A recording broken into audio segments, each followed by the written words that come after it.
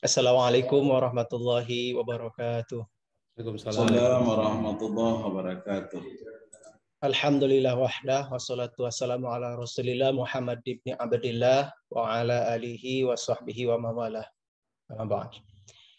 Yang sama-sama kita hormati Bapak Direktur Pasca Sarjana IAIN Bukit Tinggi, Bapak Dr. Ghazali MAG. Selanjutnya yang sama-sama kita hormati Ibu Kasubag Tata Usaha Pasca Sarjana IAIN Bukit Tinggi, Ibu Elvi Sukhairi MA.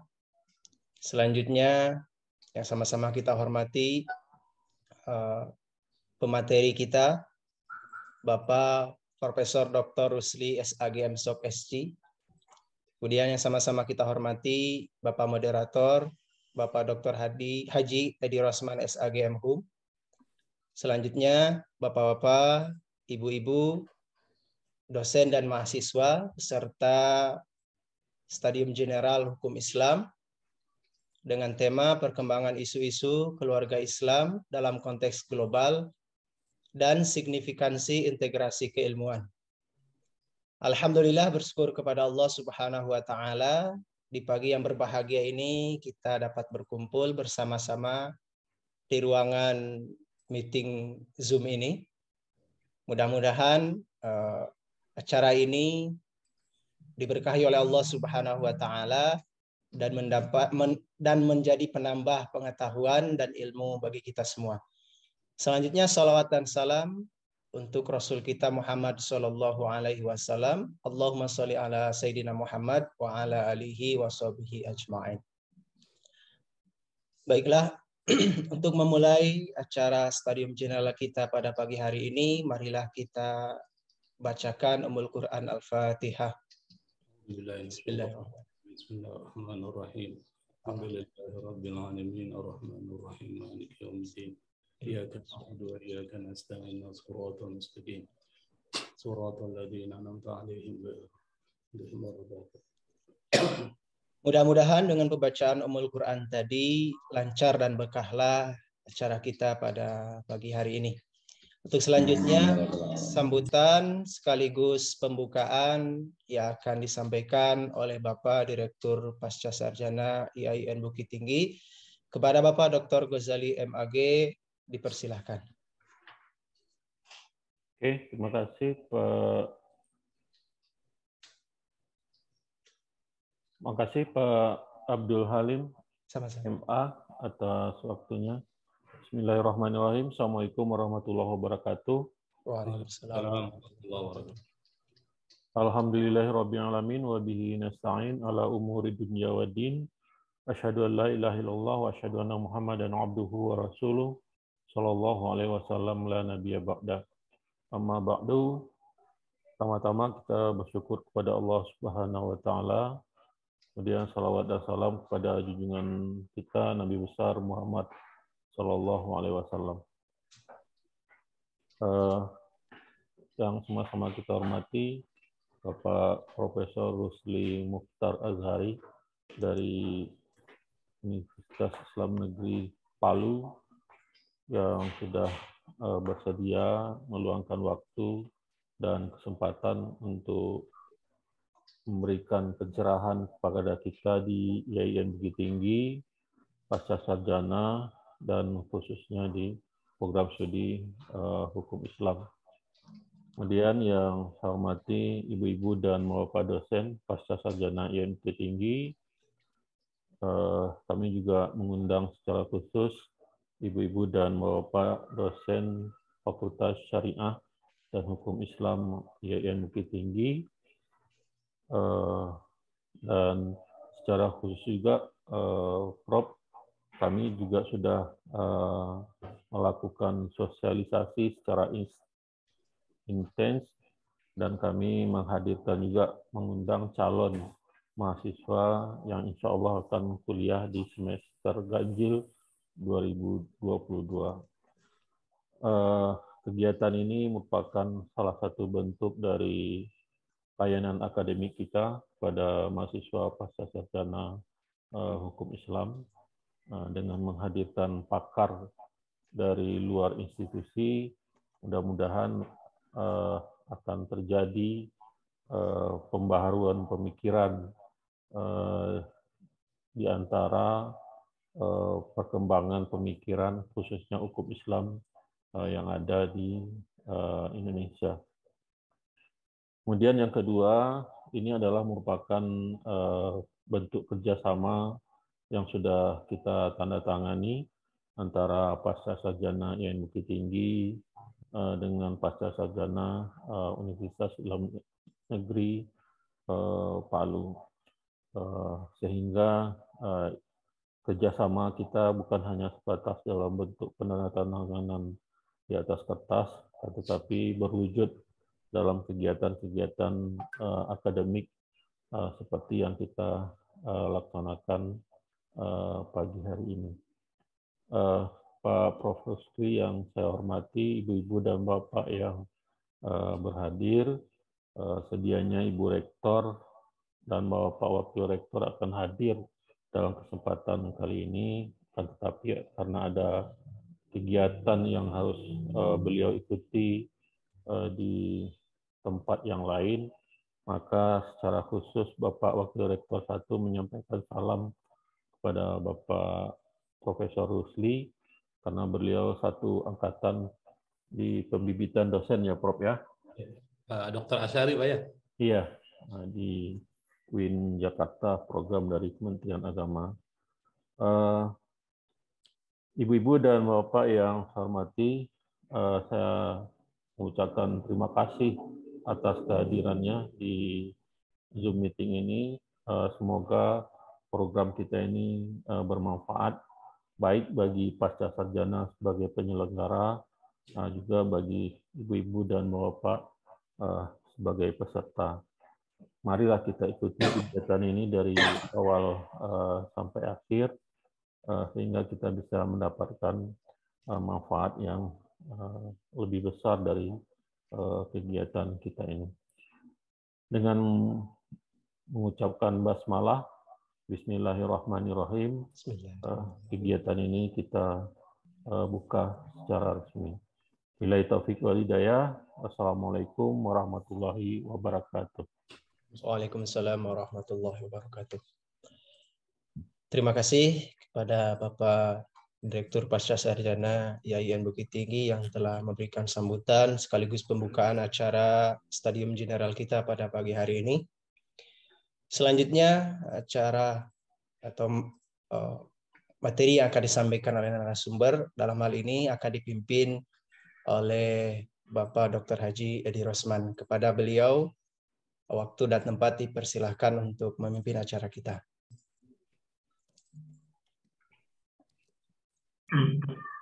Bismillahirrahmanirrahim. Assalamualaikum warahmatullahi wabarakatuh. Waalaikumsalam warahmatullahi wabarakatuh. Terima kasih kepada Bapak pembawa acara. Yang pertama, yang sama-sama kita hormati Bapak Direktur Pasca Sarjana IAIN Bukit Tinggi, wabil khusus yang sangat istimewa pada kesempatan ini yang kita hormati Bapak Profesor Dr. Rusli Mukhtar yang sudah bergabung dengan kita. Salam kenal Pak Rusli. Salam kenal Pak. Kemudian yang sama-sama kita hormati Bapak Ibu dosen Pasca Sarjana dan Bapak Ibu dosen Fakultas Syariah IAIN Bukit Tinggi yang hadir dan bergabung di Zoom ini. Yang sangat kami banggakan saudara-saudara, Bapak Ibu mahasiswa Pasca Sarjana dan calon mahasiswa Pasca Sarjana yang sudah bergabung dengan kita pada ruang Zoom ini, yang saya hormati juga.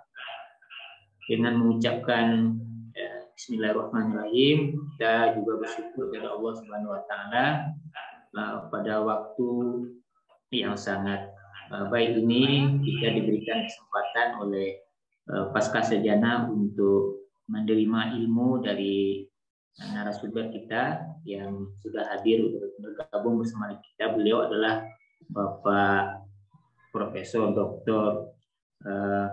Rusli. Tapi saya baca Pak dari kurikulum kita Bapak tidak ada Mukhtarnya. Ya. Karena nama orang nama Bapak almarhum ya. Iya. Jadi mungkin barangkali sebelum kita perkenalkan dulu beliau Bapak narasumber kita. Beliau adalah Bapak Profesor Dr. Rusli MSc ya. Beliau adalah guru besar dalam bidang sejarah hukum Islam di IAIN Palu. Lahir di Jakarta tanggal 23 Mei 1972. Nah, kebetulan beberapa hari lagi sepertinya beliau akan berulang tahun ini. 4 hari lagi kayaknya. Jadi mungkin melalui ruang Zoom ini kita ucapkan selamat ulang tahun lah. Makasih Pak. Yang ke-50 nih. Makasih Pak. Beliau memperoleh gelar sarjana agama dalam kajian perbandingan mazhab dan hukum di IAIN Jakarta tahun 1997. Master dalam bidang sosiologi di University of Newcastle Australia 2001 dan doktor dalam bidang hukum Islam di IAIN Surabaya 2011. Nah, sepertinya seangkatan juga dengan saya kayaknya Pak. Tapi beda perguruan tinggi ini. Tapi Bapak lebih dulu profnya daripada kami ini. Beliau saat ini menjadi dosen tetap di Universitas Islam Negeri dan Dato Karama Palu. Ya, alhamdulillah lebih dulu juga Palu bertransformasi jadi UIN. Ya. Dan pernah beliau menjadi Direktur Pascasarjana UIN Dato Karama Palu dari tahun 2018-2021. Selain itu beliau juga terlibat aktif dalam kegiatan-kegiatan sosial kemasyarakatan dengan menjadi Ketua Badan Wakaf Indonesia Perwakilan Provinsi Sulawesi Tengah. Kemudian Ketua Bidang Pendidikan dan Kaderisasi Majelis Ulama Provinsi Sulawesi Tengah, Wakil Ketua Tanfiziah Pengurus Wilayah NU Sulawesi Tengah 2021 sampai 2026. Jadi beliau sedang aktif di Nahdlatul Ulama hari ini. Alhamdulillah. Kemudian banyak karya juga yang sudah beliau hasilkan, baik dalam bentuk buku-buku, terjemahan, artikel, jurnal, makalah, proceeding.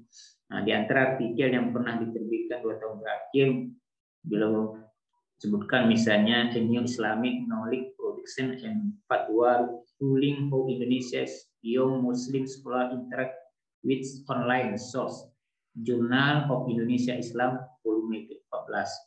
Dan lebih banyak lagi karya-karya beliau yang sudah diterbitkan. Barangkali itu sepintas kurikulum vitae yang dapat kita sampaikan kepada Bapak Ibu sebagai peserta pada studium general kita pada hari ini. Mungkin lebih dekatnya beliau sendiri nanti yang memperkenalkan diri. Tapi tadi saya udah dengar-dengar juga beliau sudah berbicara panjang juga dengan Pak Direktur ini. Baik Bapak Ibu dan Bapak Ibu narasumber yang sama-sama hormati, sesuai dengan tema yang sudah ditetapkan pada studium general kita pada pagi ini, yaitu perkembangan isu-isu keluarga Islam dalam konteks global dan integrasi keilmuan. Saya kira tema ini cukup menarik karena akan disampaikan oleh beliau yang sangat kompeten juga dalam bidang ini.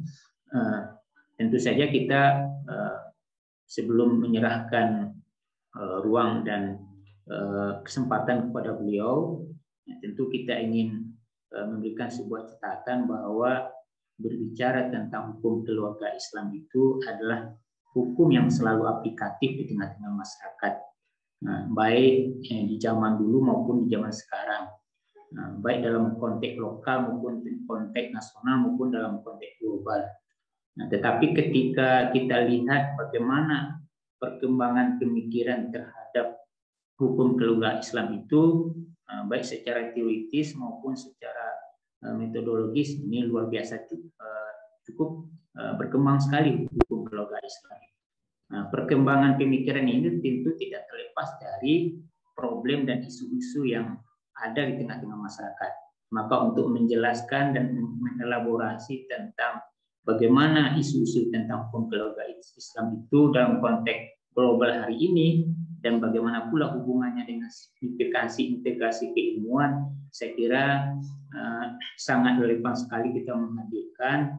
Beliau adalah Bapak Profesor Dr. Rusli SAG, MSc, pada kesempatan ini. Maka studium general ini kita coba bagi dua sesi saja. Sesi yang pertama adalah penyampaian materi yang akan disampaikan oleh narasumber kita. Waktu yang disediakan lebih kurang sebenarnya ada 3 jam. Ini sekarang waktu pada tempat kita sudah jam 8 lewat 25 menit.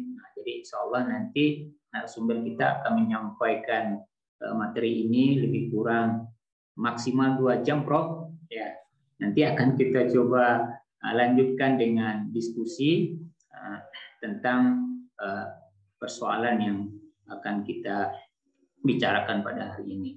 Maka oleh sebab itu ruang Zoom ini dan kesempatan ini kita berikan secara maksimal kepada Prof. Dipersilakan kepada Prof. Rusli untuk menyampaikan. Ya, makasih Pak Edi. Assalamualaikum warahmatullahi wabarakatuh. Alhamdulillah, salatu wassalamu ala Rasulillah, Sayyidina Muhammad ibn Abdullah, wa ala alihi wa sahbihi wa wala ma ba'd. Yang saya hormati dan muliakan rekan saya Bapak Dr. Ghazali sebagai sebagai Direktur Pasca Sarjana IAIN Bukit Tinggi, para pejabat di lingkungan IAIN Bukit Tinggi, serta Pasca Sarjana IAIN Bukit Tinggi, baik itu Kaprodi ataupun para dosen yang bergabung pada kesempatan kali ini, para mahasiswa dan calon mahasiswa, terutama ada juga bergabung Pak dari mahasiswa Pasca Sarjana IAIN UIN Dato Karama Palu ini, mereka terlibat juga bergabung. Kebetulan kami juga menginformasikan supaya mereka bisa terlibat menyerap berbagai ilmu yang dipaparkan banyak narasumber secara Zoom maupun secara offline.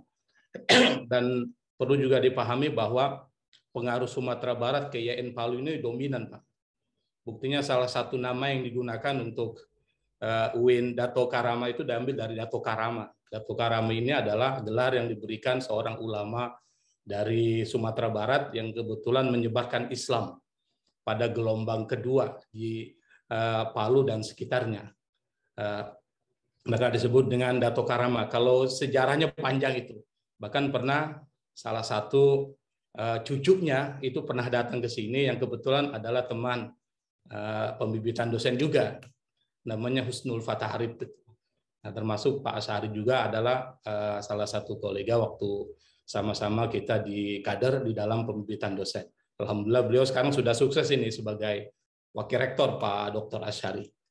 Pada kesempatan kali ini saya diminta Pak Direktur untuk menyampaikan apa yang saya pahami terkait dengan perkembangan hukum Islam. Ketika kita bicara tentang perkembangan, tentu kita akan berbicara tentang 3 konsep. Yang pertama adalah origin, change, and development. 3 konsep ini adalah konsep penting. Kapan sesuatu itu muncul, dan bagaimana dia berubah, dan bagaimana dia berkembang. Tentu ketika bicara tentang kapan perubahan dan kapan kemunculan serta kapan perkembangan, tentu ada beberapa faktor yang nanti terlibat di dalam menyebabkan satu isu itu berkembang. Termasuk di dalamnya adalah terkait dengan hukum Islam. Ketika bicara tentang hukum Islam, kalau kita dudukkan, tempatkan dalam bangunan keislaman, para sejarawan dan para pemerhati kajian-kajian Islam itu menempatkan hukum Islam sebagai the Queen of Islamic Sciences. Jadi ratu dari berbagai ilmu-ilmu keislaman. Kita bisa membayangkan bagaimana posisi pentingnya ratu dalam sebuah kerajaan atau pemerintahan. Ratu ini menjadi simbol keindahan. Nah, ketika bicara tentang hukum Islam, maka yang menjadi keindahan dari bangunan Islam itu adalah fikih atau yang disebut dengan hukum Islam. Nah, ketika bicara tentang hukum Islam, yang menjadi jantung dari hukum Islam itu adalah nanti kita akan bicarakan secara panjang lebar adalah ahwal syakhsiyah atau hukum keluarga Islam. atau di dalam dunia barat disebut dengan Islamic Family Law atau Muslim Family Law. Saya akan coba share untuk lebih mempermudah pemahaman kita terkait dengan persoalan perkembangan kajian-kajian hukum Islam, hukum keluarga Islam, dan tentu nanti terkait juga dengan persoalan yang saya pikir penting bagaimana kita membuat reorientasi perkembangan dari kajian hukum Islam. Saya coba benahi dulu ini.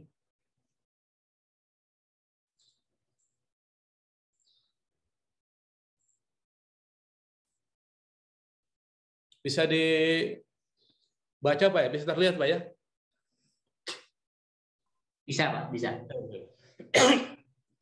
Tadi saya mengatakan bahwa hukum Islam ini menjadi Queen of Islamic Sciences, yang menjadi ratu dari bangunan keislaman atau disiplin keilmuan dalam Islam itu adalah hukum Islam. Nah, ketika lebih ditelisik lagi, yang menjadi jantung dari hukum Islam itu adalah family law atau Islamic family law, atau disebut dengan hukum keluarga Islam atau yang kita kenal dengan istilah ahwal saksiyah. Ada satu buku yang menyebutkan the core of Sharia law is family law. Satu buku mengatakan bahwa jantung dari hukum syariat itu adalah hukum keluarga. Family law is at the heart of Islamic law. Jadi hukum keluarga itu menjadi jantungnya hukum Islam.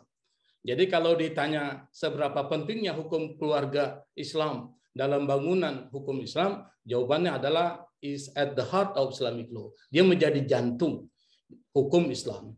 Kita bisa membayangkan jantung itu mempunyai fungsi yang sangat penting dan vital dalam bangunan tubuh manusia. Kalau seandainya tidak ada jantung, maka menjadi sulit. Dan bahkan manusia itu akan menjadi hilang. Ketika jantungnya itu terganggu, maka akan mempengaruhi yang lain. Dalam satu hadis Nabi pernah mengatakan, ala wa inna fil jasadi mudghah. Di dalam tubuh itu ada yang disebut dengan mudghah, segumpal daging. Kalau segumpal daging itu bermasalah, yang lain bermasalah.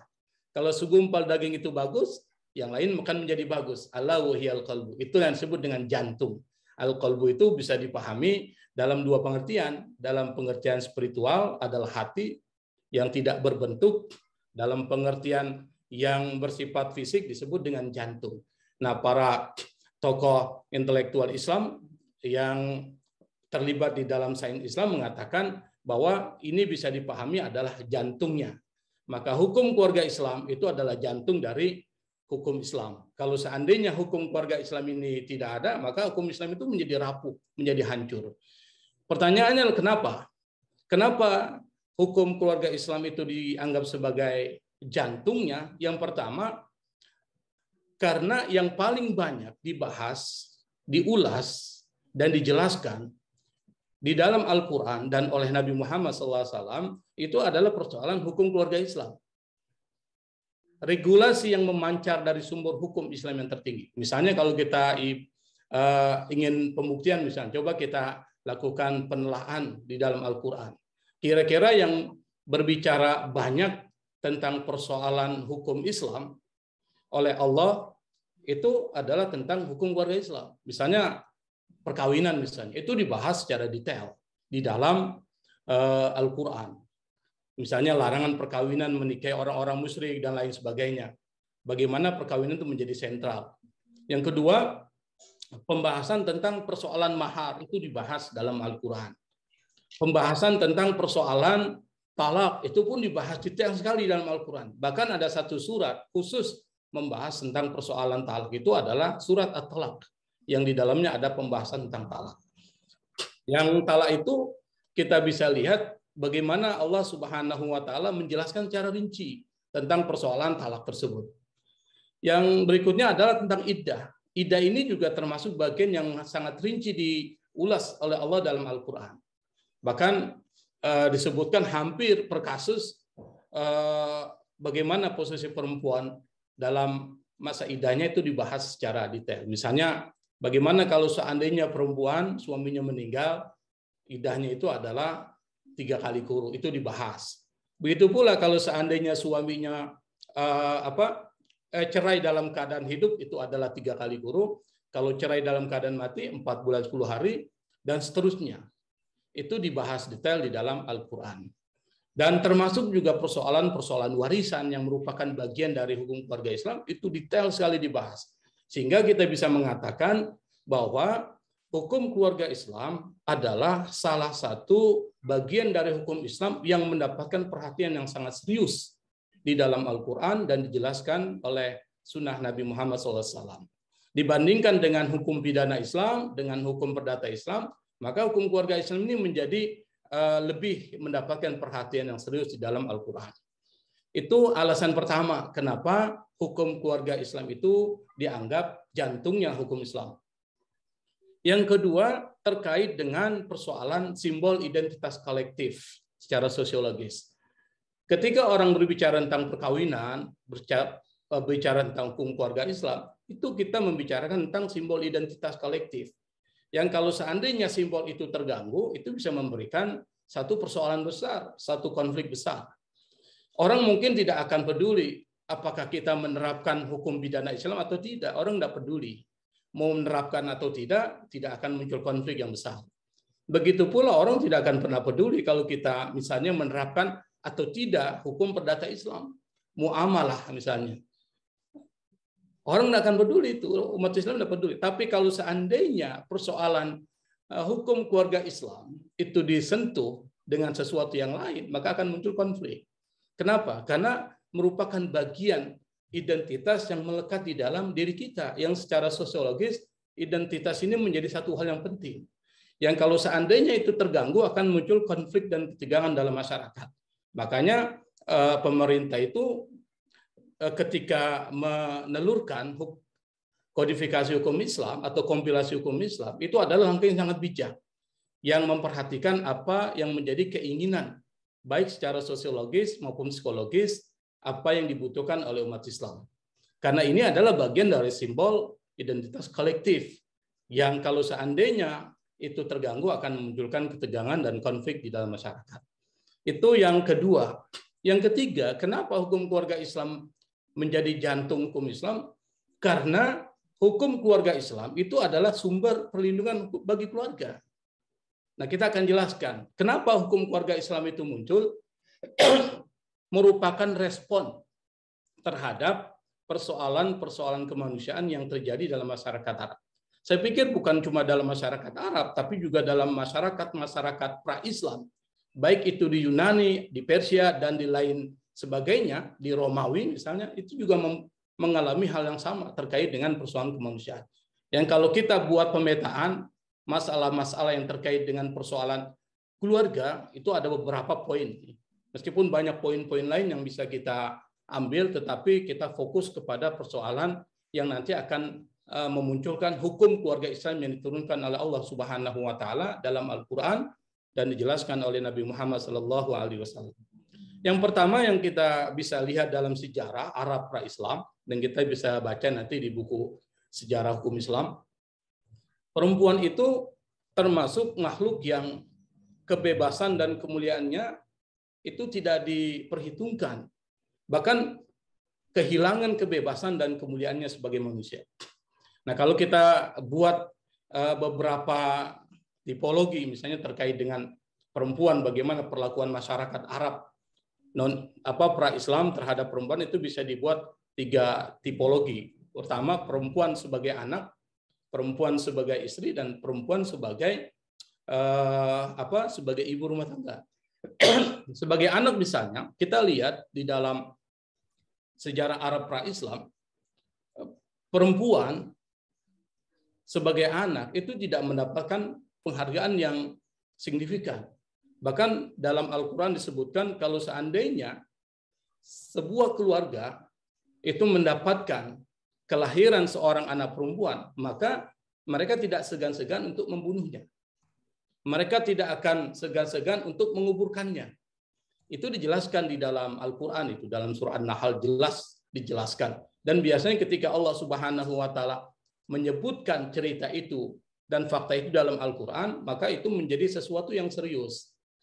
Di dalam Al-Quran itu disebutkan dengan tegas dan jelas, wa idza busyira ahaduhum bil unsa dalla wajhuhu muswaddan wa huwa kadzib. Kalau seandainya mereka diberitakan kabar gembira tentang kelahiran seorang anak perempuan, maka wajah mereka itu menjadi hitam karena kecewa. Karena mereka khawatir perempuan ini akan menjadi sumber masalah.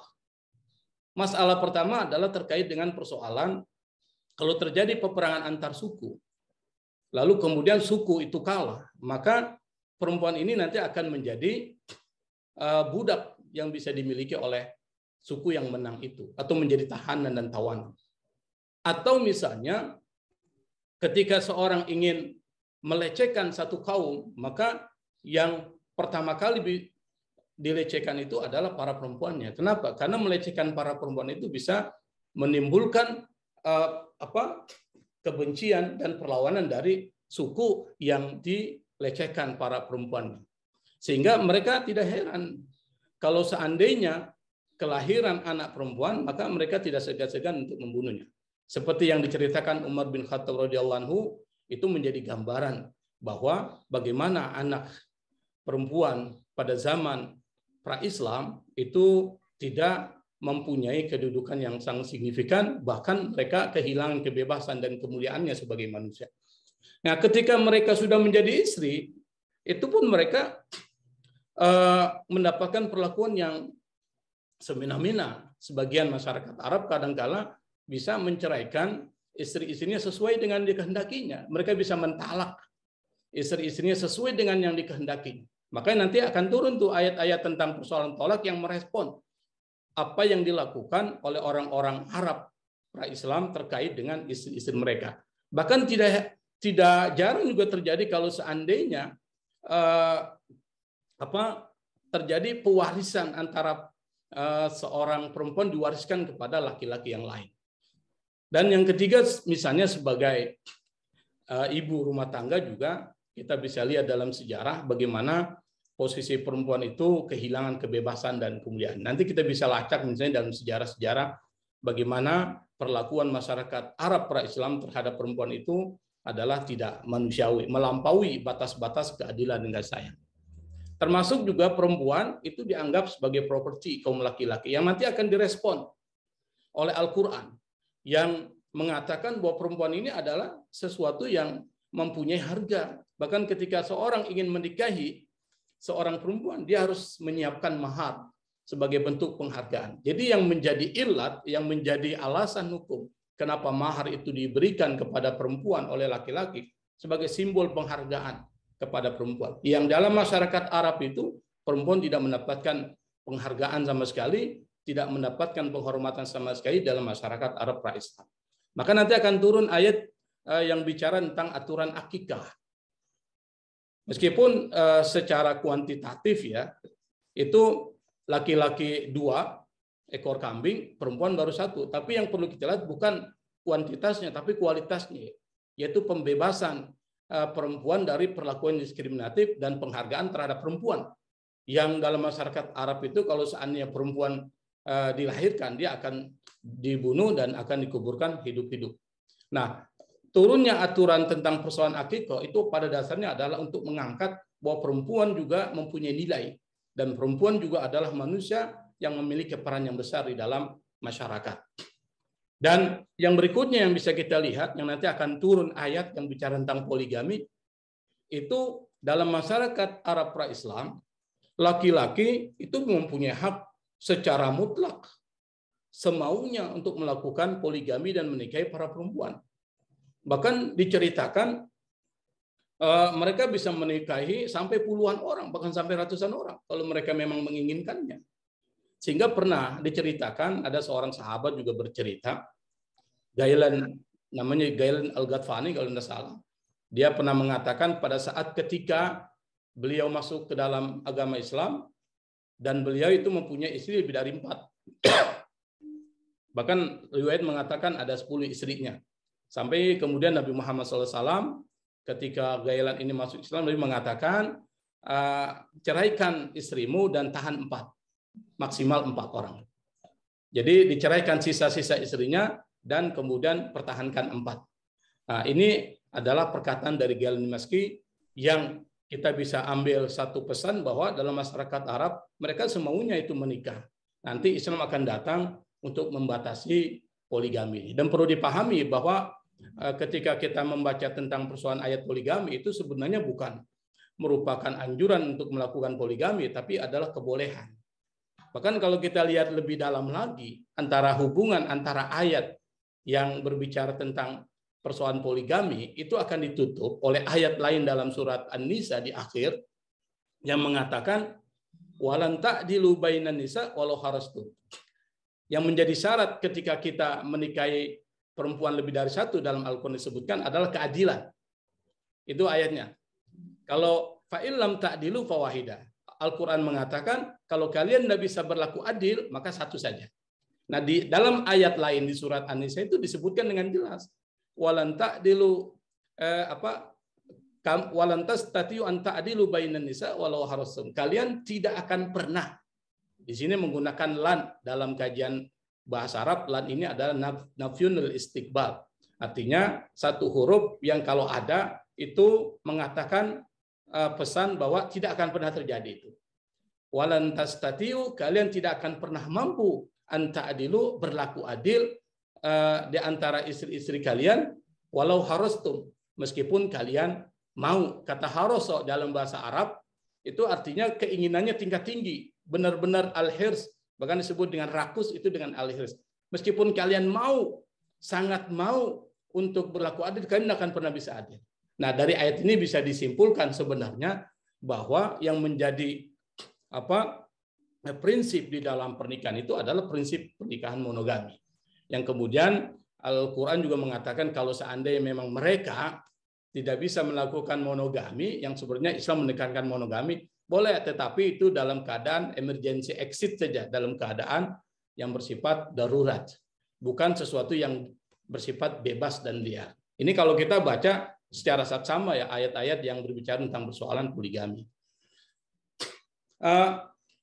Di dalam perkembangan berikutnya, dan kita mengalami perkembangan yang sangat besar, itu terjadi perubahan-perubahan yang sangat signifikan dalam persoalan hukum keluarga Islam. Pada awalnya, the origins, bahwa hukum keluarga Islam itu adalah merespon apa yang terjadi dalam masyarakat Arab pra-Islam yang memperlakukan perempuan dan keluarga itu tidak manusiawi. Memperlakukan perempuan tidak secara manusiawi, maka direspon dengan aturan-aturan hukum keluarga dan aturan-aturan hukum warisan yang kita bisa lihat di dalam Al-Quran. Meskipun mungkin terlihat secara kuantitatif belum bersifat sama, tetapi semangat revolusionernya itu luar biasa. Maka nanti akan muncul tuh para tokoh-tokoh reformis yang menyuarakan misalnya terkait dengan persoalan warisan, misalnya tidak harus 2:1. Al-Quran sebenarnya bicara tentang prinsip keadilan. Maka nanti muncul tuh seperti Munawir Sazali misalnya dan Muhammad Syahrur dalam kitab Nahwa Usul Jadidah lil Fiqhil Islami itu bicara tentang bagaimana persoalan 2:1 itu bersifat kontekstual, tidak sesuatu yang mutlak.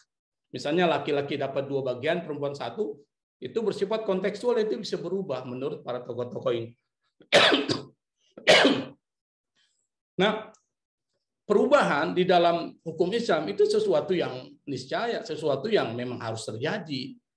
Beberapa para tokoh, misalnya kita bisa lihat, misalnya tokoh yang sangat berpengaruh dalam wacana hukum Islam, Ibnul Qayyim Al-Jauziyah, dan ini tokoh yang sangat berpengaruh juga di kalangan para ulama-ulama salafi, ya, masyarakat komunitas salafi. Dalam kitabnya I'lamul Muwaqqi'in dia pernah mengatakan taghayyurul ahkam bi taghayyur al-azman wal amkan wal ahwal wal awaid. Jadi perubahan hukum itu sesuatu yang terjadi dan niscaya terjadi karena beberapa faktor. Ya, di antaranya adalah kalau zamannya berubah, maka hukum bisa berubah. Kalau tempatnya berubah, hukum bisa berubah, seperti qaulul qadim dan qaul jadidnya Imam Syafi'i. Meskipun dalam satu kasus, tapi ada 2 pendapat yang berbeda. Kenapa? Karena tempatnya berbeda. Di satu tempat, Imam Syafi'i mengatakan di Mesir yang menjadi qaul jadid, dan pada saat yang lain dia mengatakan di Irak yang menjadi qaul qadimnya. Termasuk perubahan hukum itu juga bisa terjadi karena perubahan kondisi ahwal dan awaid, adat kebiasaan. Kalau dia berubah, maka hukum itu bisa mengalami perubahan-perubahan. Dan hukum itulah fleksibel. Dan inilah yang membuat hukum Islam ini menjadi indah. Kenapa? Dia bisa mengalami perubahan-perubahan dengan perubahan-perubahan yang disebutkan oleh Ibnu Qayyim al-Jauziyah.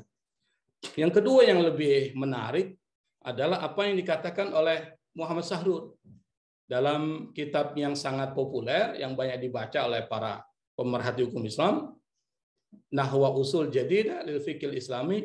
Dia pernah mengatakan, innal ahkam tatagayyaru aidan bitaghayyurin nizam al-ma'rifi.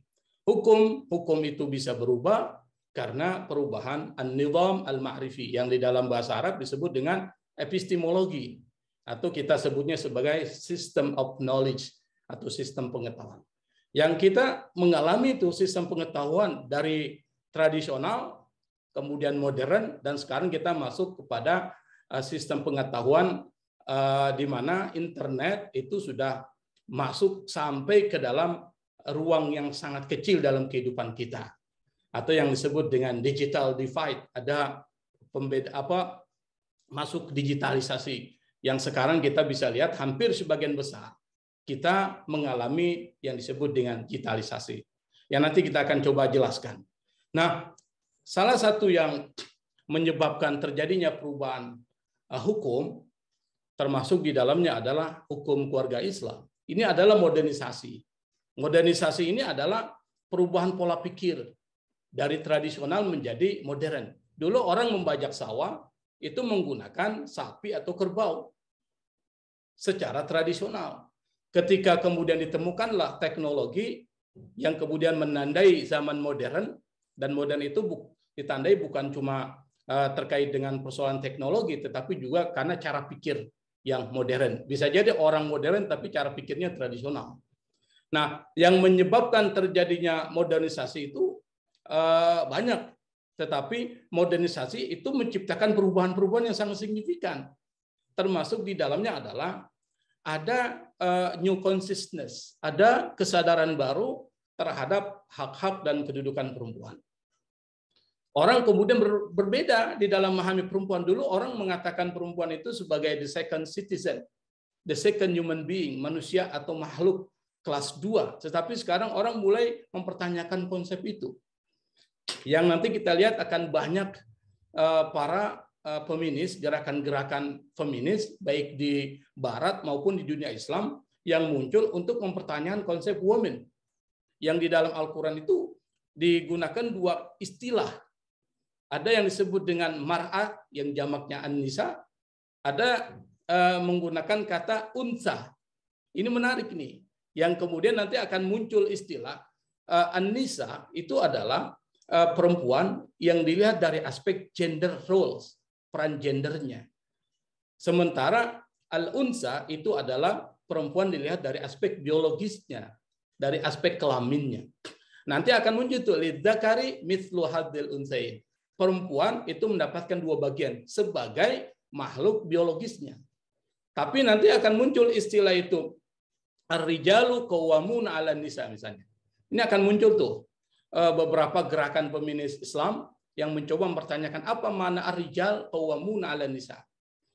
Di dalam kajian para feminis muslim itu akan muncul pandangan bahwa yang dimaksud dengan rijal itu adalah kualitas rujulah, kualitas maskulin.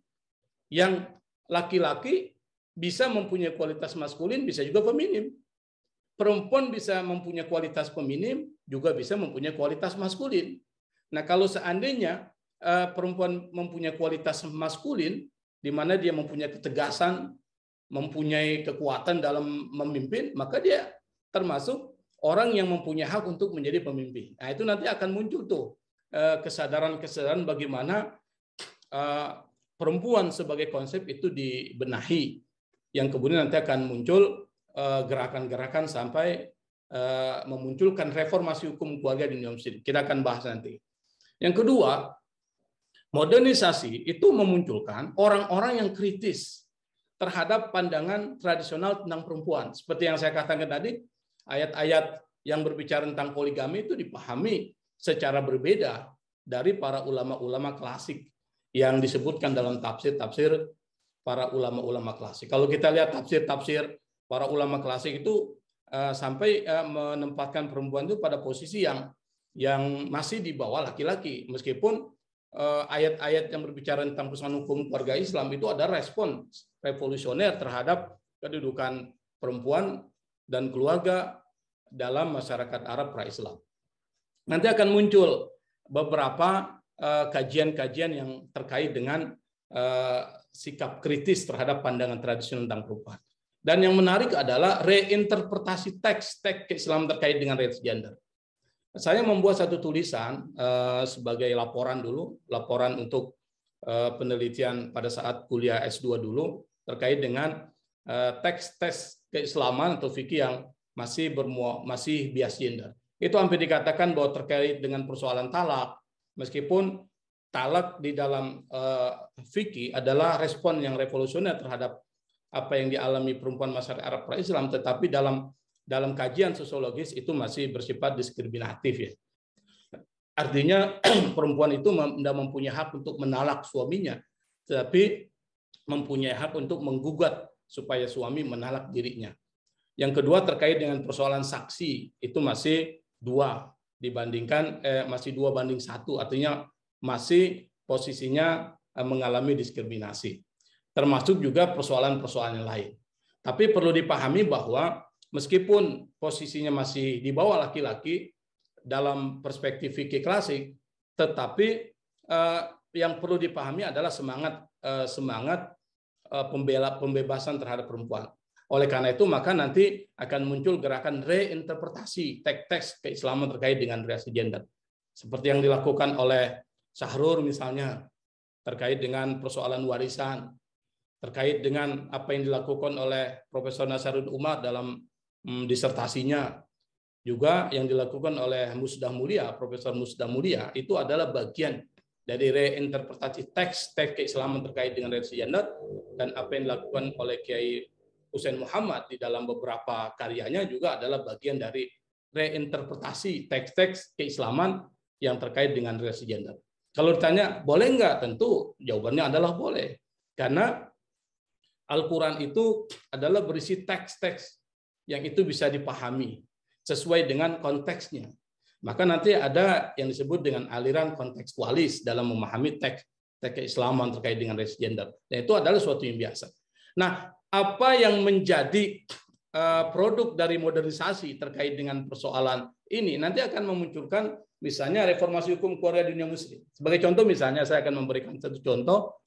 Misalnya kita mengenal di dunia Islam itu ada 2 tokoh yang sangat berpengaruh yang membuat tulisan-tulisan yang membebaskan persoalan keperempuanan. Misalnya Qasim Amin dalam bukunya Tahrirul Mar'ah, pembebasan perempuan, itu menjelaskan secara detail bagaimana perempuan itu mempunyai posisi yang sangat penting. Termasuk yang paling spektakuler juga adalah buku yang ditulis oleh At-Tahir Al-Haddad di Tunisia, yang nanti akan melahirkan reformasi hukum keluarga di Tunisia yang luar biasa. Yang di situ banyak ulama-ulama, katakanlah misalnya penulis tafsir At-Tahrir wa Tanwir, Thahir bin Asu, itu termasuk ulama yang tidak setuju dengan At-Tahir Al-Haddad, yang mengatakan bahwa yang nanti akan mempengaruhi aturan hukum keluarga di Tunisia terkait dengan persoalan poligami. Kalau kita bicara misalnya atau membaca aturan hukum keluarga Tunisia, itu ada larangan yang mutlak bagi seorang laki-laki untuk menikahi perempuan lebih dari 1. Itu ada aturannya itu. Bahkan kalau seandainya dia melakukan itu, dianggap bagian dari pidana, dia akan diberikan sanksi secara pidana dan sanksi secara perdata. Dia dikenakan sanksi pidana dan sanksi perdata. Ini Tunisia, yang negara Islam. Anda bisa bayangkan bagaimana pengaruh Tahir Al-Haddad yang dia dalam kehidupannya teralienasi dan mati dalam keadaan miskin ya, karena pikiran-pikirannya itu.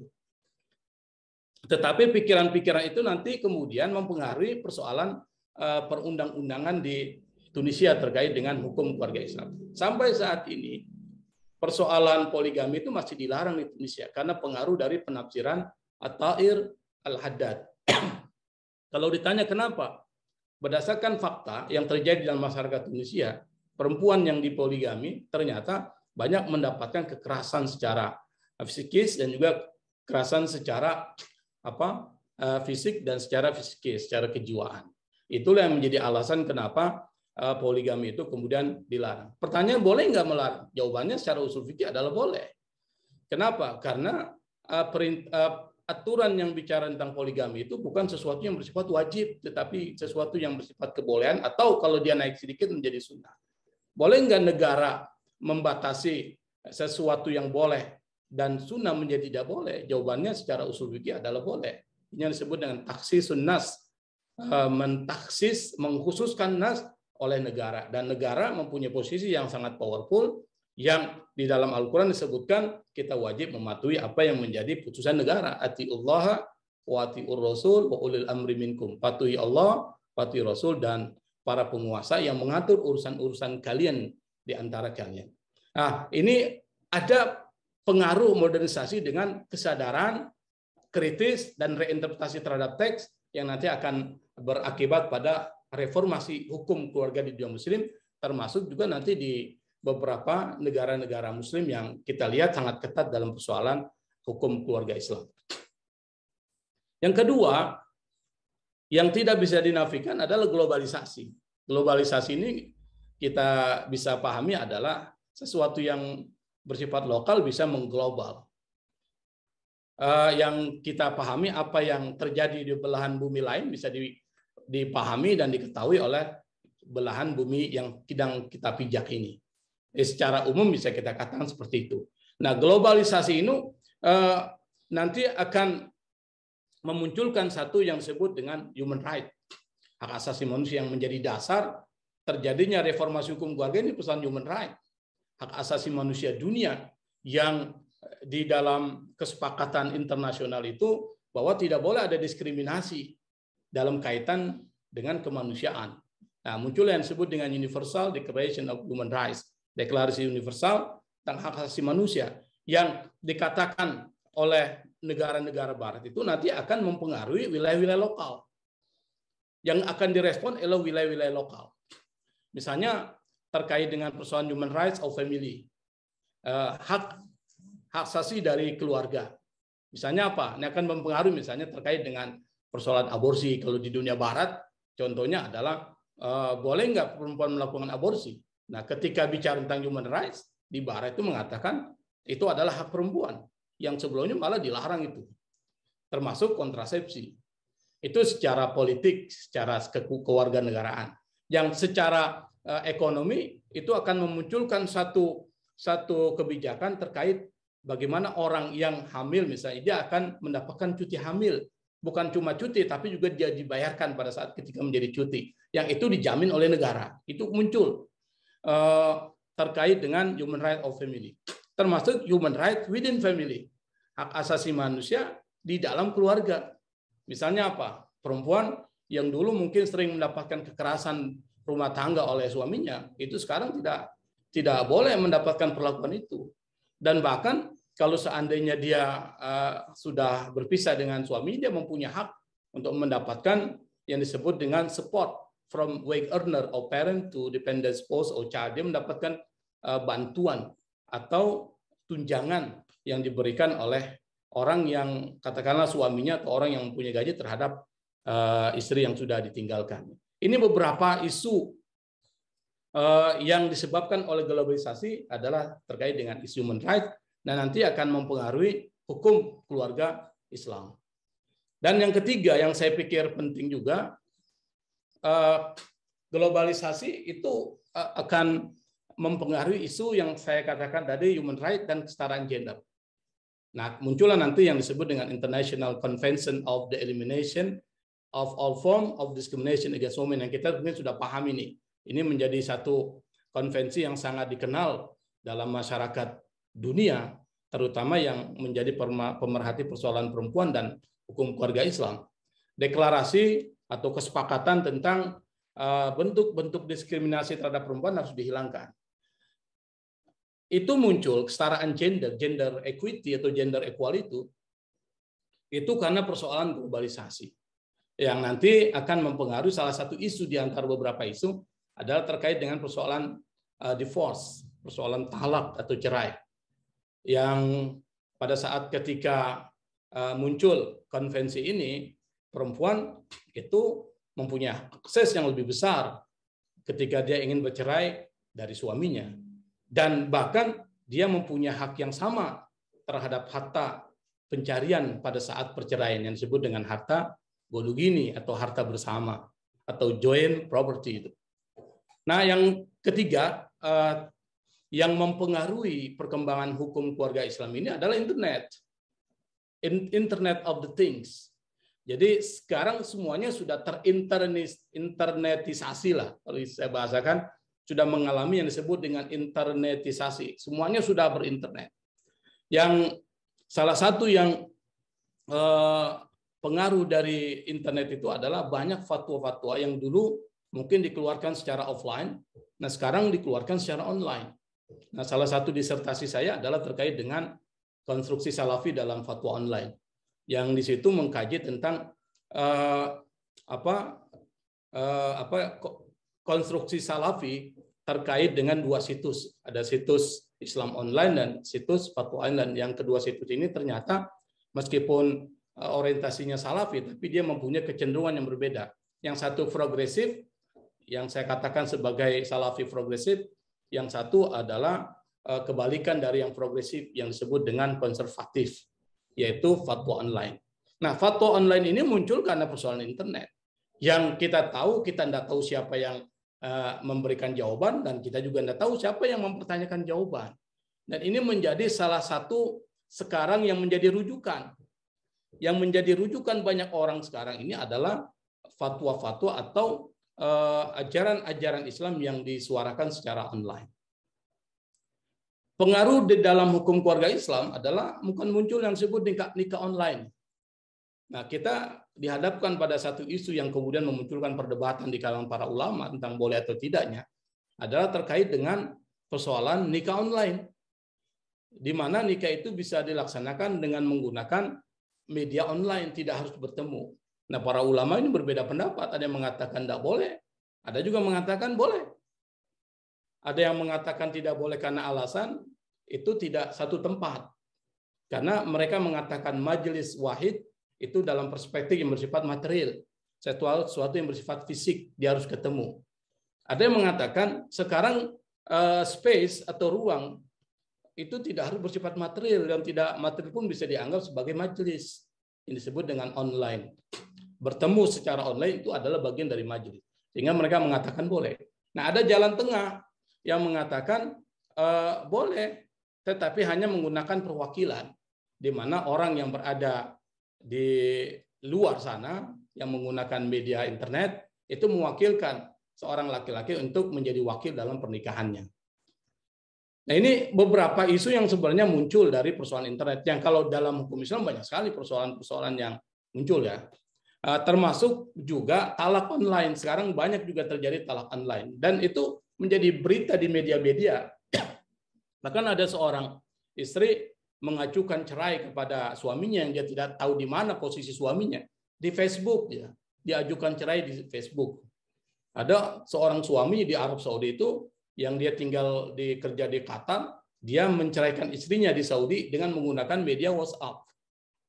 Kalau ditanya bagaimana hukumnya, nah itu akan muncul yang disebut dengan perdebatan-perdebatan baru. Apakah itu dianggap sebagai talak shar'i, talak yang bersifat jelas, atau tidak ghair shar'i? Nah, kemudian ditanyakan apakah motifnya itu memang benar-benar ingin mencerai atau ingin main-main saja. Nah, itu jadi perdebatan baru. Tapi yang saya ingin garis bawahi adalah terjadi perubahan, transformasi. Isunya mungkin sama, tetapi kemasan di balik isu itu yang berbeda. Kenapa? Karena epistemologinya berbeda, sistem pengetahuannya berbeda. Nah, sekarang kita memasuki yang disebut dengan sistem itu. Tidak hanya terhadap isu-isu hukum keluarga, bahkan terkait dengan administrasi hukum keluarga Islam mengalami perbedaan. Kita akan mengenal nanti ada orang mengajukan perceraian dengan menggunakan e-court. E-court itu kan electronic court, jadi pengadilan yang bersifat elektronik. Dia bisa mengajukan gugatannya melalui elektronik. Nah, pernikahan pun juga sama, itu ada data yang disebut dengan SIMKA, sistem informasi terkait dengan persoalan nikah dan lain sebagainya. Wakaf juga ada. Sekarang sudah mengalami disebut dengan digitalisasi persoalan-persoalan hukum Islam. Dan ini menarik, ini bisa menjadi kajian-kajian. Nah, oleh karena itu maka karena isu itu selalu berubah dan berkembang, maka perlu yang disebut dengan development, yang saya katakan growth di sini.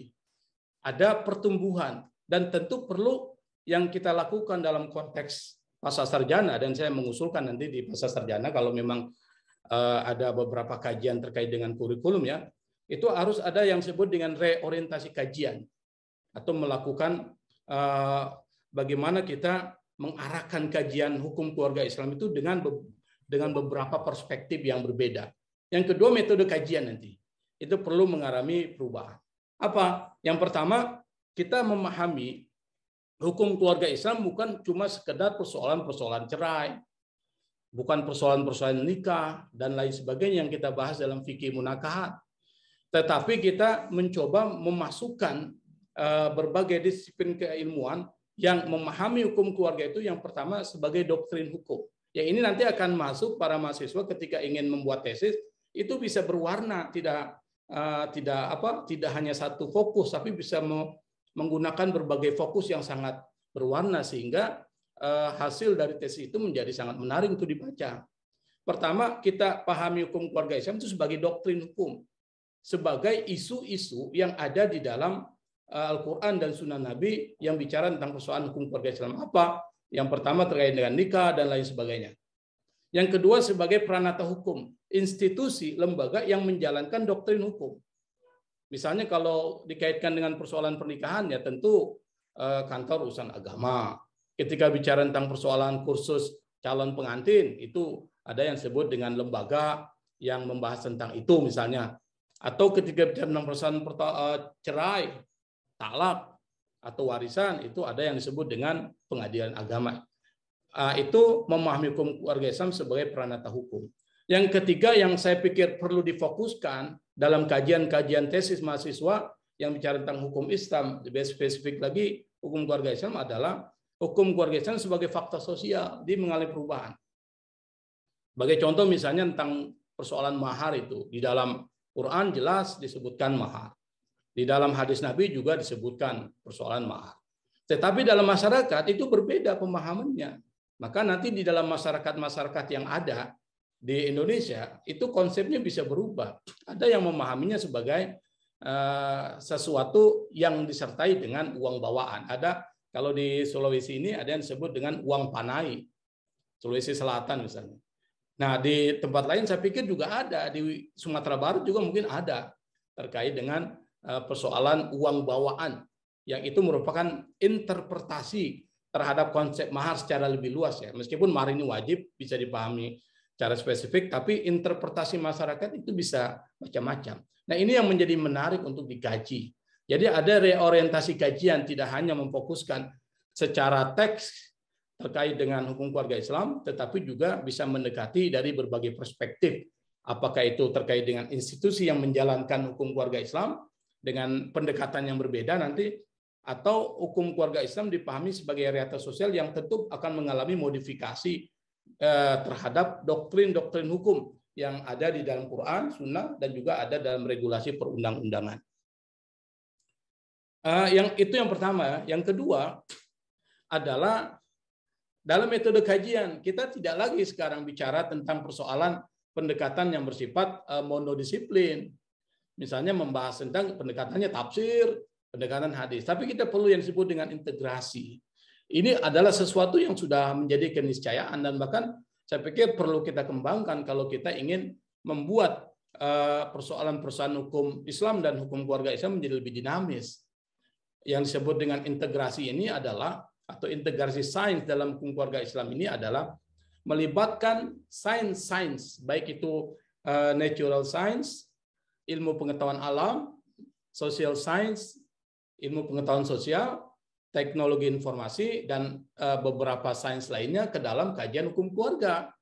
Bisa sebagai sebagai supplementary material, sebagai bahan pelengkap, bisa sebagai pendekatan, bisa menjadi tool of analysis, alat analisis. Jadi ada 3. Bisa sebagai bahan yang melengkapi kajian, bisa menggunakan sains sebagai approach terhadap kajian, pendekatan terhadap kajian, atau bisa menggunakan sains sebagai tool of analysis, alat analisis terhadap isu-isu tentang hukum keluarga Islam. Dan ini yang saya pikir perlu kita kembangkan, terutama dalam konteks pendidikan lanjutan seperti pasca sarjana ini. Dan yang disebut dengan bahan pelengkap, misalnya kita membahas tentang persoalan pernikahan endogami yang ada di dalam sebagian masyarakat. Itu kita perlu juga menggunakan bahan-bahan pelengkap lain dari ilmu biologi misalnya, terkait dengan bagaimana efek samping dari pernikahan endogami. Begitu juga dengan menggunakan pendekatan medis atau kedokteran. Nah, contoh kedua misalnya, masih banyak contoh lain ya, tapi kita hanya beberapa contoh. Misalnya terkait dengan pernikahan via video call. Kita juga bisa mendekati dengan menggunakan teknologi informasi atau juga menggunakan pendekatan psikologi misalnya. Apakah kita bisa mengukur misalnya sesuatu bisa dianggap sah dengan menggunakan teknologi informasi, tidak ada kebohongan di sana misalnya. Atau misalnya terkait dengan persoalan nasab anak. Kan pernah terjadi kasus itu di mana seorang melakukan nikah siri, lalu kemudian istri yang dinikahi secara siri itu mempunyai anak, dan suami ini lalu menyangkal bahwa ini adalah anaknya. Secara hukum memang itu dianggap tidak terjadi pernikahan, karena pernikahan itu dianggap sah kalau dicatat oleh negara. Nah, tapi pada saat ketika suaminya meninggal dan seorang pejabat besar ya, terjadi persoalan kewarisan, persoalan nama ini anak ini yang punya siapa. Akhirnya lalu dikatakan bahwa anak ini adalah anaknya si A, tapi disangkal oleh keluarga dari orang tua si A. Ternyata kita membutuhkan satu teknologi yang disebut dengan DNA untuk mengatakan bahwa apakah memang ada nasab antara anak ini dengan lelaki sebagai orang tuanya yang disangkal oleh keluarga dari laki-laki itu. Karena ini terkait dengan persoalan kewalian, terkait dengan persoalan kewarisan dan lain sebagainya. Jadi membutuhkan alat, bahan pelengkap, kajian terhadap persoalan nasab anak dengan menggunakan bahan yang membahas tentang persoalan DNA. Itu yang pertama ya. Nanti perguruan tinggi perguruan lain saya pikir perlu itu memperhitungkan itu. Yang berikutnya adalah sebagai approach atau alat analisis. Nah, ini penting untuk konteks pasca sarjana dimanapun berada. Saya pikir kita perlu melakukan reorientasi metodologi kajian terhadap beberapa isu hukum Islam. Jangan normatif ya, jangan juga membahas hukum Islam dengan pendekatan hukum Islam, tetapi juga kita perlu menggunakan pendekatan alternatif yang penting, alat analisis yang penting, yaitu dengan menggunakan pendekatan sosial, apakah itu sosiologi, antropologi, psikologi, dan lain sebagainya, itu penting. Sehingga nanti akan memunculkan sesuatu yang berbeda. Mungkin kasusnya sama, tapi kalau pendekatannya berbeda akan memunculkan sesuatu yang berbeda.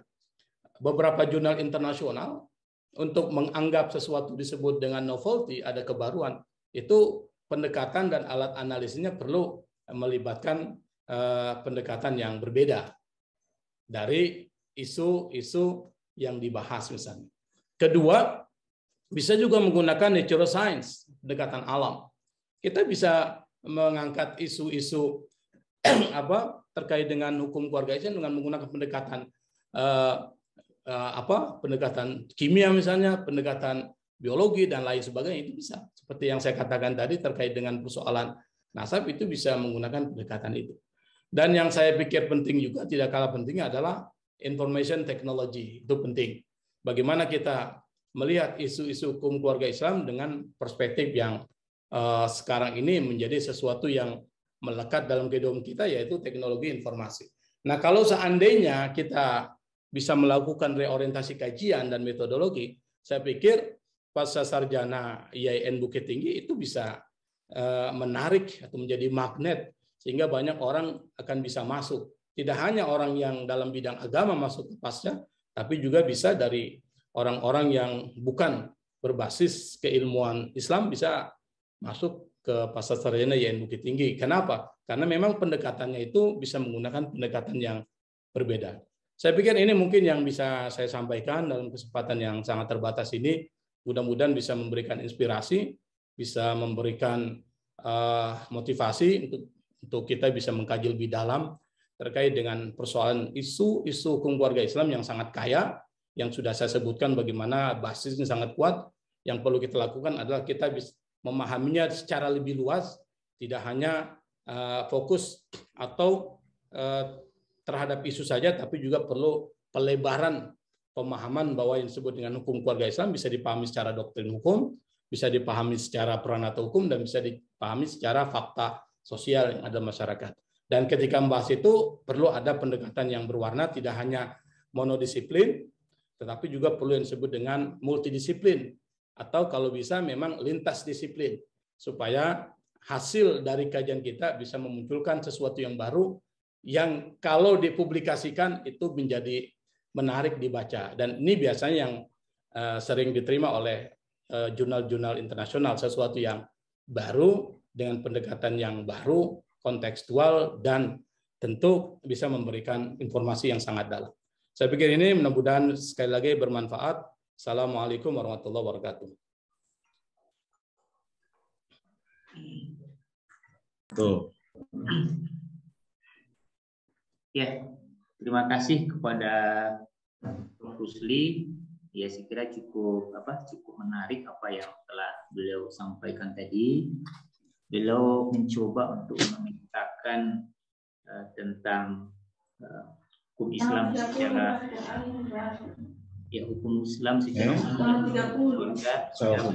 yang itu Ernie. Ya, beliau mencoba untuk membagi hukum Islam itu. Yang pertama tadi saya tangkap beliau berbicara dalam aspek origin ya.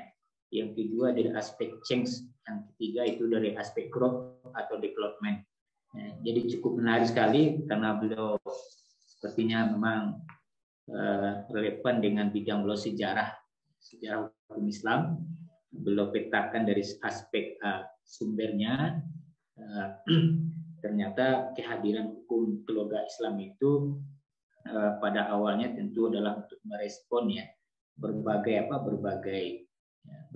isu, berbagai problem yang terjadi pada awal lahirnya Islam itu, seperti yang terjadi di masa-masa awal keislaman itu. Kemudian beliau mengatakan bahwa hukum Islam itu ternyata mengalami transformasi, mengalami perubahan, karena ini adalah sebuah keniscayaan, karena masyarakat juga mengalami perkembangan yang luar biasa. Tentu harus dijawab dengan aspek-aspek doktrin daripada hukum Islam itu harus dikembangkan. Ini yang ketiga itu berkaitan dengan development. Ya, sekarang menarik, tapi sebelum saya berikan waktu kepada Bapak Ibu peserta studium general, ini ada satu chat Prof yang sudah tertulis di Tiapa kita. Yang disampaikan oleh Pak Zainuddin Adam ini, ya. Jadi mungkin kita langsung saja kepada sesi tanya jawab nih, Prof. Ya. Silakan. Ya, saya bacakan. Assalamualaikum. Afwan, Prof, terkait dengan persoalan iddah perempuan bagi mereka yang cerai hidup, apakah awal menetapkan iddah itu berdasarkan putusan pengadilan sebagai bukti otentik cerai, atau dilihat dari masa berpisah yang dibuktikan dengan surat keterangan kepala desa? Mohon pencerahannya. Barangkali itu, Prof. Iya. Silakan, Prof. Langsung dijawab Pak, atau dikumpulkan dulu? Langsung, saya kira langsung dijawab sambil sembari kita menunggu pertanyaan daripada Bapak Ibu yang lain, Prof. Ya, ini pertanyaan menarik ya, karena Pak Zainuddin Adam ini kepala KUA di Banggai Kepulauan. Jadi salah satu mahasiswa saya yang terlibat, yang memang kita minta untuk terlibat ya di dalam setiap kajian-kajian hukum Islam. Memang persoalan iddah ini persoalan yang menarik, yang tidak tanggung-tanggung. Al-Quran sendiri membahas tentang persoalan iddah secara banyak, secara mendalam itu. Nah, misalnya ada wal mutallaqatu yatarabbasna bi anfusihinna thalathata quru. Perempuan yang dicerai hidup oleh suaminya, maka masa iddahnya adalah 3 kali suci atau 3 kali haid. Itu ada perdebatan para ulama di situ. Nah, ada juga iddah yang disebutkan dalam Al-Quran. Memang bicara tentang iddah, Al-Quran lengkap sekali.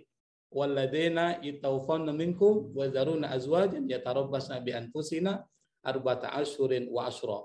Jadi perempuan yang dicerai oleh suaminya secara mati ya, dengan kematian suaminya otomatis, maka iddahnya itu adalah 4 bulan 10 hari.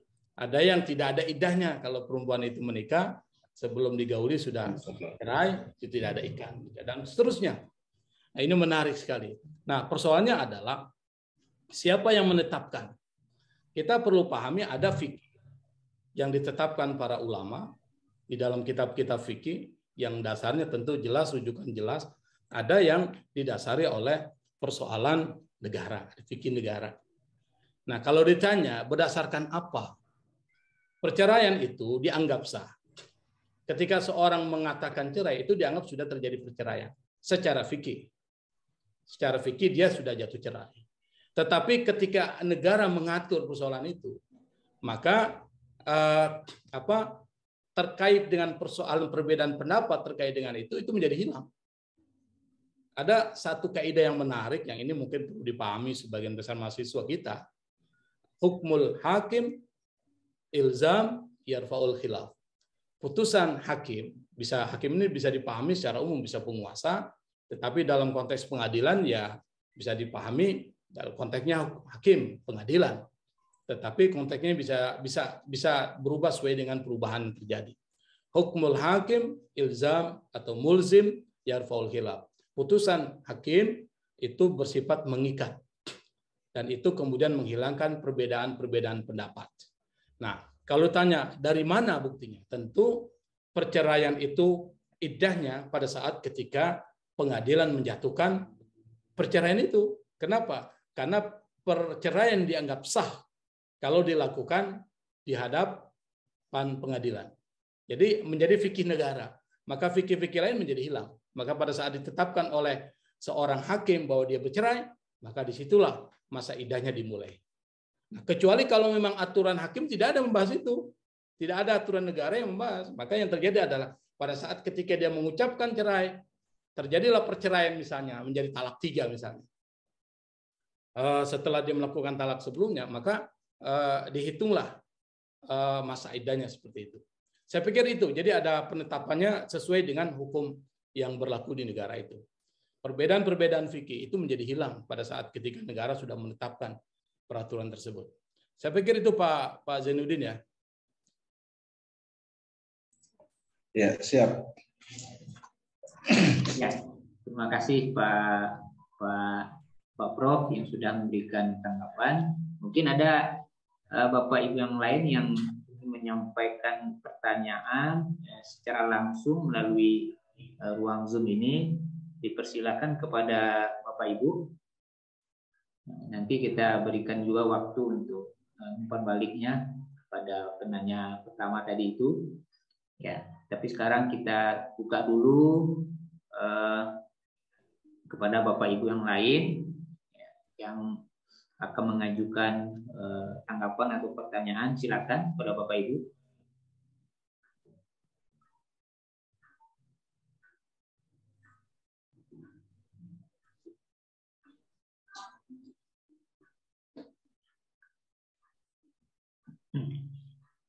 Baik, sambil menunggu juga nih Prof, mungkin perlu juga sedikit dari moderator ini kayaknya ya.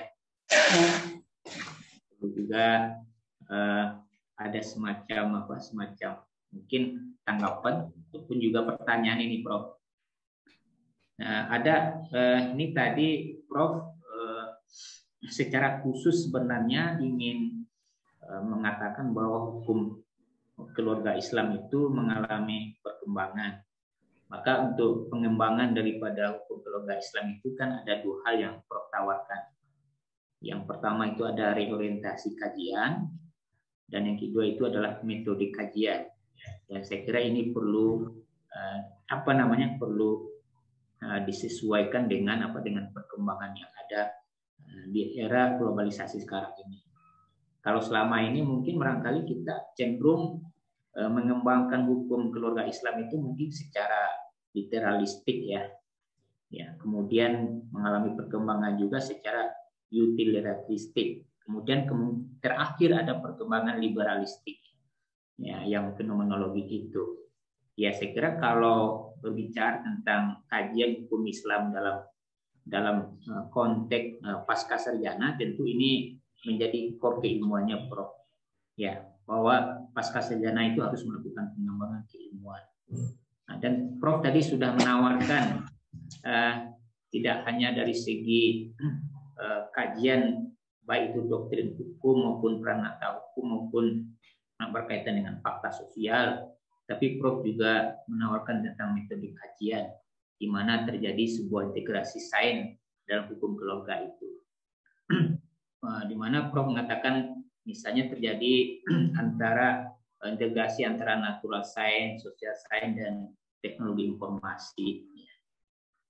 Lalu kemudian Prof menarik juga, dan ini saya kira sesuai dengan apa? Sesuai dengan visi daripada program studi hukum keluarga, hukum Islam di Bukit Tinggi, Prof. Nah, sebenarnya kita kan kepingin ada sebuah lembaga yang memang mengusung tentang pembaharuan hukum Islam dalam konteks apa? Dalam konteks pengembangan hukum keluarga itu sesuai dengan kebutuhan dan sesuai dengan perkembangan dinamika masyarakat. Nah, dan saya kira ini tantangan, Prof. Ini tantangan bahwa pasca sarjana memang harus dari segi apakah itu dari segi ontologi, apakah dari segi epistemologi, itu harus melakukan kajian-kajian yang lebih kreatif lagi. Jadi kira-kira kalau kami ingin boleh tahu, Prof, karena Prof sebelumnya sudah pernah menjadi direktur pasca sarjana di UIN Dato' Karama, ya tentu kira-kira apa sih distingsinya hukum keluarga Islam yang ada di Dato' Karama, Prof, sehingga kami bisa juga terinspirasi, kan gitu kan? Yang saya kira ini penting bagi kami, Prof, untuk bisa mencari ruang bagi kami juga untuk lebih bisa mengembangkan hukum keluarga ke depan. Karena kami juga sedang, kata Pak Direktur tadi, sedang mensubmit tentang S3 tentang hukum syariah ini. Ya mungkin barangkali itu, Prof. Ya. Oke, ini menarik ini. Jadi berbasis pengalaman Pak Edi ya terkait dengan kenapa program S3 Hukum Keluarga Islam bisa mendapatkan izin operasional dan bisa di-ACC oleh tim asesor. Memang ada distingsi yang mereka tanyakan. Saya mengatakan kepada para asesor itu bahwa pasca sarjana program doktor Hukum Keluarga Islam di UIN Dato' Karama Palu memang berbeda dari yang terjadi di beberapa perguruan tinggi keagamaan Islam di Indonesia. Distingsinya itu adalah kita mencoba memasukkan sisi kearifan lokal dan spiritualitas di dalam hukum keluarga Islam. Jadi kita mencoba mendekati hukum keluarga Islam bukan dengan pendekatan normatif. Pertama karena ada visi UIN Dato' Karama Palu itu kan lebih menekankan pada 3 aspek. Aspek yang pertama adalah terkait dengan kearifan lokal, ada moderasi Islam. Yang ketiga adalah spiritualitas. Spiritualitas ini bukan hanya spiritualitas Islam, tapi spiritualitas agama-agama. Jadi spirituality of religions, yang saya pikir semua agama pasti mempunyai spiritualitas yang baik. Jadi kita coba gabungkan itu menjadi satu kesatuan yang ternyata memang sesuai dengan kecenderungan kajian di program doktor itu adalah lebih kepada konstruksi pengetahuan. Jadi bukan kajian terapan, tapi bagaimana memunculkan satu kajian yang lebih bersifat filosofis, sosiologis, antropologis terhadap beberapa isu hukum keluarga Islam, itu didekati dengan berbagai perspektif. Jadi di dalam penerjemahan visi itu kita memasukkan beberapa mata kuliah yang terkait dengan spiritualitas keluarga gitu. Jadi bagaimana family law, hukum keluarga itu didekati dengan spiritualitas agama-agama. Di dalam juga ada spiritualitas Islam.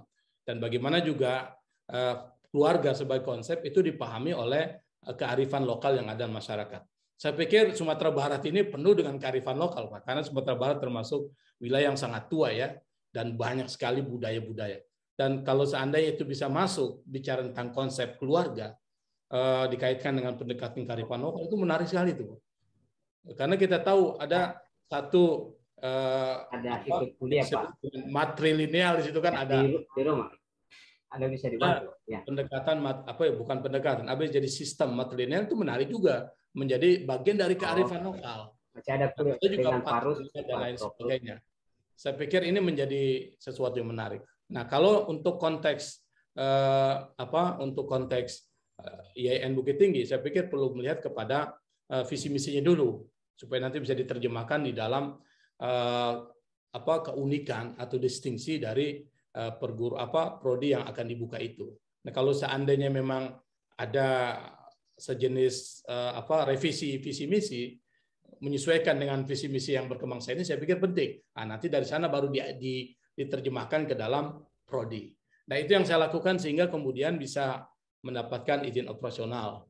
Nah, meskipun kita kewalahan itu nanti mencari tenaga dosen yang bisa mengajar mata kuliah yang dikaitkan dengan kearifan lokal dalam keluarga itu dan spiritualitas. Tapi itu hanya persoalan teknis saja, itu bisa dibenahi. Tapi yang penting adalah bagaimana kita mencoba menawarkan sesuatu yang berbeda kepada tim asesor sehingga mereka yakin bahwa ini adalah sesuatu yang penting untuk dibuka. Dan alhamdulillah di ACC itu, Pak. Ya meskipun mungkin kekuatan kita untuk menerjemahkan itu kurang, tapi yang penting dibuka dulu, nanti sambil memperbaiki. Seperti itu, Pak. Jadi dilihat saja dari visi misi, kemudian kira-kira apa yang menjadi marketnya itu. Akademik marketnya apa? Ada tuh beberapa pertanyaan itu yang diajukan mahasiswa, saya lihat tadi yang sudah raising hand. Ya, mungkin langsung saja Prof. Ini ada chat yang disampaikan oleh peserta, yaitu dari Ibu Lili Novianti. Ya. Ya, izin bertanya Prof. Tadi Prof membahas tentang poligami. Saat sekarang ini kan ada terjadi perkawinan poliandri, yang mana salah satu minimnya pengetahuan tentang hukum keluarga Islam dari orang awam, dan juga ucapan atau kata-kata talak yang berbagai macam terucap oleh suami dan istri menganggap itu sudah jatuh talak, dan perceraian pun terjadi tanpa mengajukan ke pengadilan agama, sehingga istri melakukan pernikahan kedua secara agama. Nah, ini mungkin perlu ada penjelasan, pencerahan dari Prof ini tentang pertanyaan ini. Saya kira sangat jelas, Prof. Iya. Ya, makasih Pak. Mungkin kita tunggu ada juga penanya saya lihat itu Pak. Oh iya. Ya, supaya kita gabung saja nanti. Ya. Baik, Bapak Ibu yang lain kalau ada silakan. Ya, saya Muhammad Iqbal dari Bu. Ya. Ya, silakan. Ya. Muhammad Iqbal. Terima kasih moderator yang kami hormati dan muliakan Pak Profesor Dr. Rusli Muhtari. Saya langsung ke pertanyaan saya terkait dengan hati yang mendua, mentiga, dan mengempat terkait poligami. Ini kalau poligami tanpa izin atau tanpa melalui persetujuan dari istri, apakah bisa terkena pidana, bisa diajukan ke pidana itu Pak, atau bagaimana? Kemudian terkait dengan pernikahan yang beda agama di Indonesia ini, apakah juga bisa dimasukkan dalam kaitannya dengan pidana atau bagaimana Pak Prof? Ya, terima kasih. Assalamualaikum warahmatullahi wabarakatuh. Ya, terima kasih kepada Pak Muhammad Iqbal. Jadi pertanyaannya